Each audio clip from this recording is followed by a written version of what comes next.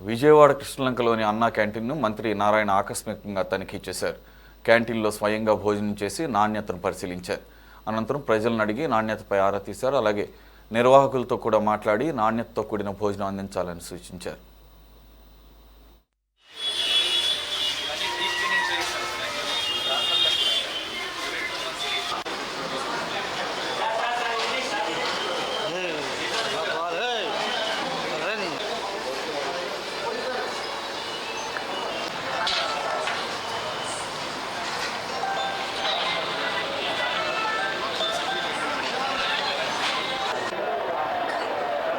Municipal commissioner గారు మరియు local ప్రజాప్రతినిధులు కలిసి విజిట్ చేయడం జరిగింది.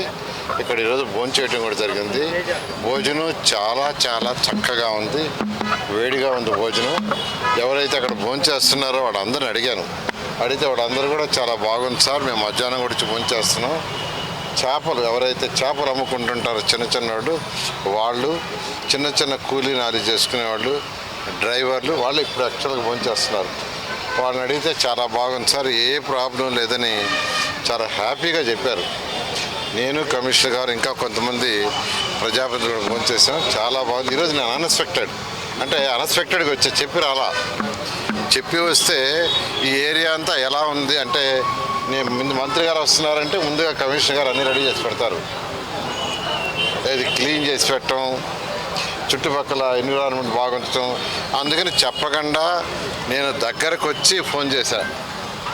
అదేవిధంగా శాసనసభ్యులు కూడా ఫోన్ చేశా, నేను క్యాంటీన్కి పోతున్నాను, మీరు వీలైతే రమ్మని. వారు వచ్చేసరికి నేను వచ్చేసరికి లేట్ అవుద్ది, మా వాళ్ళు వస్తారని చెప్పారు. వాళ్ళ ప్రజాప్రతినిధులు కూడా వచ్చారు ఈరోజు చక్కగా. ఎందుకంటే 2014-19లో ఇదే శాఖకి నేను మంత్రిని. అప్పుడు గవర్నర్ ముఖ్యమంత్రి గారు మాట చెప్పారు.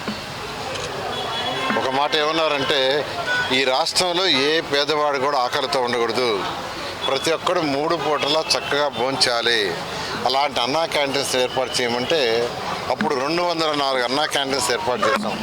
ఇవి చేయడానికి నేనే అధికారులను తీసుకొని చెన్నై పోయాను. చెన్నైలో అమ్మా క్యాంటీన్స్ అన్నింటినీ స్టడీ చేసి అధికారులతో మాట్లాడి వాళ్ళ ఇన్ఫ్రాస్ట్రక్చర్ కానీ వాళ్ళు పెట్టే ఫుడ్ అంతాను డిస్కస్ చేసి వచ్చా.